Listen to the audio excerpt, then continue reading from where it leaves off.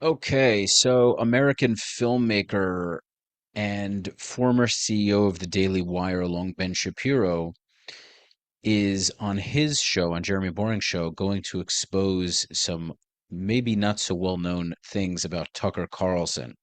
Before we get into it, make sure to subscribe, like, share, leave your comments. Follow me at Rafi the Realtor on Instagram for all of your real estate needs in Miami and the greater South Florida area. And you can support the channel by going to the Buy Me a Coffee link, which can be found in the pinned comment or description. Let's get into it. Telling us 10 things that he thinks would make the country a better place. I think all 10 of them at surface level, were unobjectionable, but the devil's in the details. And as Tucker continued on each one of the points, the details became worse and worse from a conservative point of view. I've been saying for the last year that Tucker has a political project and that project is to create a new American majority out of a coalition formed from left-wing economic populists and right-wing social populists. I think speech by Tucker really doubles down on that view. Tucker Carlson just concluded a 90-minute diatribe on what he believes the future of America should be. A lot of people were anticipating that this might be an announcement of some sort, and there was no announcement forthcoming, although at the very, very last moment, Tucker did give a slight grin to camera and say that he was going to be making major announcements at some point in the future. The rest of the night really was Tucker telling us 10 things that he thinks would make the country a better place. I think all 10 of them at surface level, were unobjectionable, but the devil's in the details. And as Tucker continued on each one of the points, the details became worse and worse from a conservative point of view. I've been saying for the last year that Tucker has a political project and that project is to create a new American majority out of a coalition formed from left-wing economic populists and right-wing social populists. I think tonight's speech by Tucker really doubles down on that view.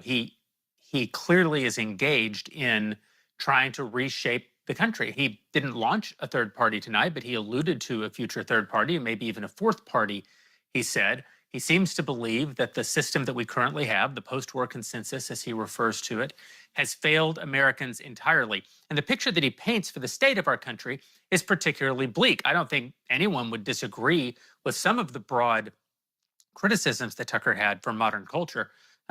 But there's a lot to disagree with him about in the particular, and also a lot to disagree with him about in terms of the emphasis. What I mean by that is that while beauty, which is one of the things that Tucker says that the country needs, is in fact important, and while in certain very real ways America has become less beautiful and the West has become less beautiful, I'm not sure that it's one of the most important problems facing the country.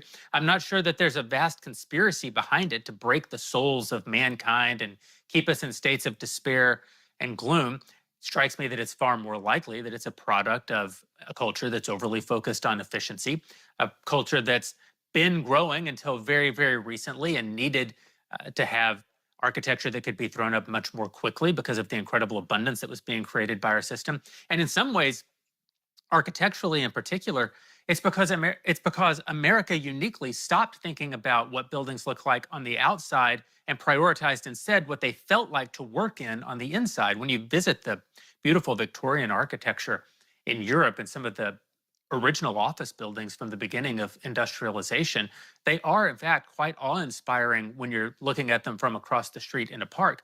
But if you think about what it would have been like to work inside them, and never mind the fact that they had no air conditioning and still don't, you also deal with the fact that they have no sunlight.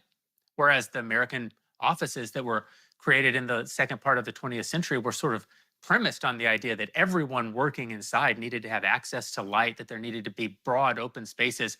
Now, we might say that that's the wrong emphasis. We might say that people made a mistake in some of those calculations. But to hear Tucker tell it, this was all part of some sort of scheme to break the soul of the West. And so, too, a sort of conspiratorial bent runs through all of the various points that Tucker made throughout the evening. In his emphasis, in his particulars, he paints a very bleak picture indeed for where we are as a people. And while he does purport to be offering a kind of path forward, it's unclear how that path forward actually comes into existence. And it's unclear to me that that path forward results in a freer, more prosperous, and more virtuous people. It seems to me that it only results in a centralized authority where a very select group of people, friends of Tucker Carlson's, the kind of people who go over to his house and take photographs together, might be in charge of deciding what exactly is in the interests of every one of us, whether we agree with him or not.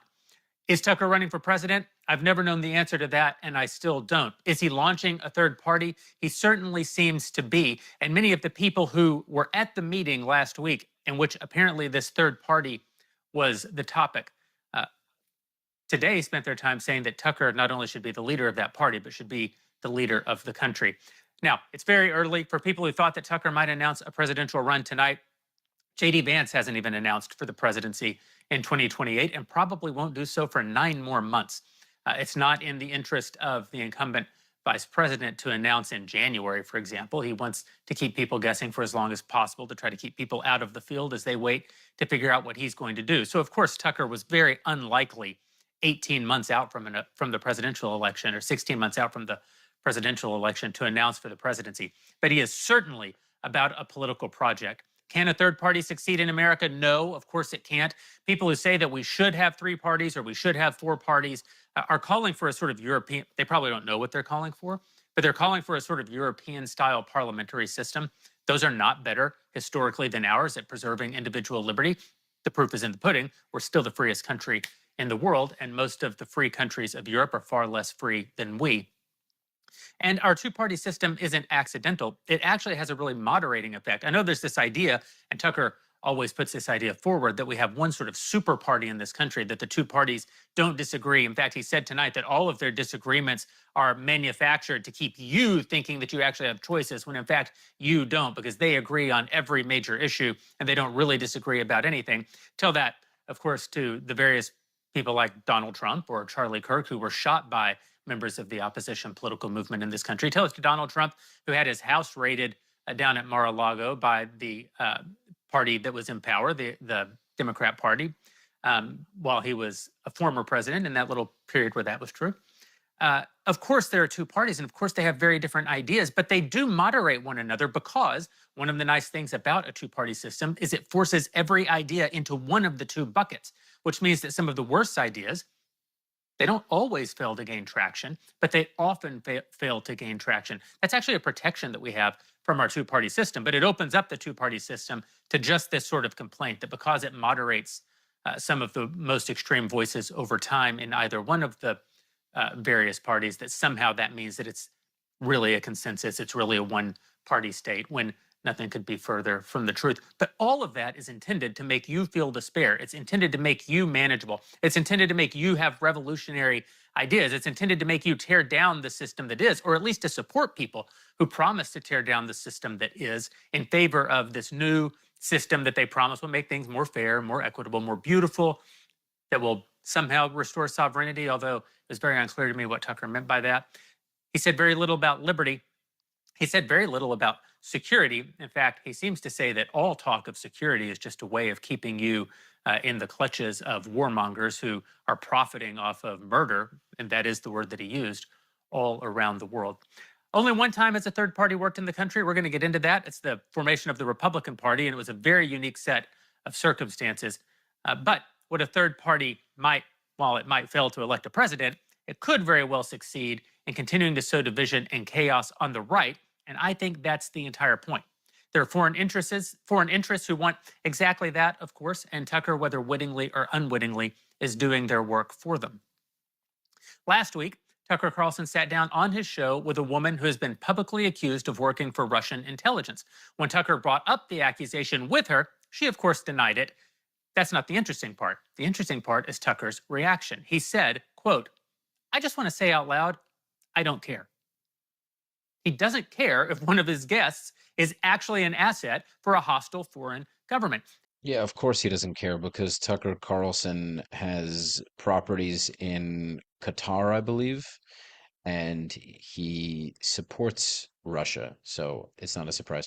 It's really just anything that questions America at this point, he tends to side with. It's just this contrarianism that Tucker has subscribed to, and it does very well for him in terms of clicks, views, and cash, because anyone who's against the West is going to partner up with Tucker and pay him some cash.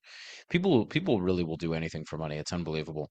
Leave your thoughts in the comments. Make sure to subscribe, like, share. Follow me, Rafi the Realtor, for all of your real estate needs in Miami and the greater South Florida area. And you can support the channel by going to the Buy Me a Coffee link in the pinned comment or description.